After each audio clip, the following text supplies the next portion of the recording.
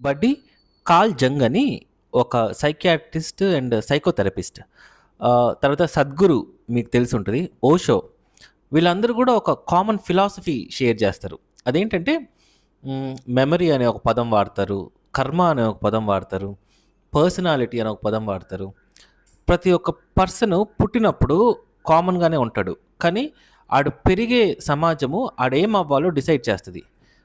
అంటే దీనిపైన ఒక డిస్కషన్ కూడా ఉంది. అదేంటంటే వాడి యొక్క అనాటమీని, వాడి యొక్క ఆలోచనలు, వాడి యొక్క డిఎన్ఏని బట్టి వాడు కొన్నిసార్లు వాటి అనుగుణంగా బిహేవ్ చేస్తాడు అనే అనే ఒక చిన్న థియరీ. బట్ అది దట్స్ సబ్జెక్టివ్.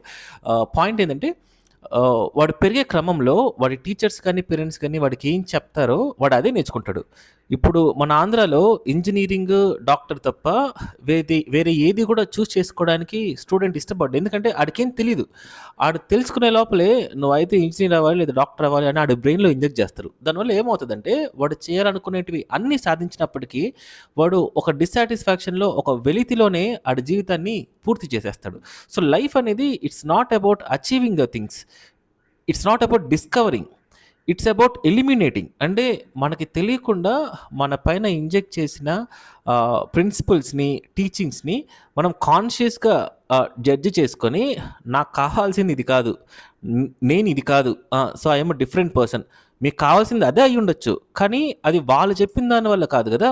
మీ అంతకి మీరు ఆలోచించుకొని, లెక్కేసుకొని పరీక్ష చేసుకొని డిసైడ్ అవ్వాలి. అలా అయిన తర్వాత మీకు కావాల్సింది అదే అయితే మీరు అదే యాక్సెప్ట్ చేయొచ్చు.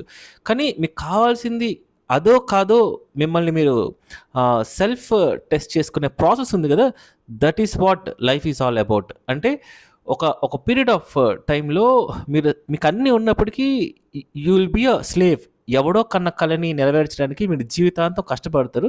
అండ్ బాధాకర విషయం, ఆ విషయం మీకు తెలియకుండానే మీ జీవితం పూర్తయిపోవటం.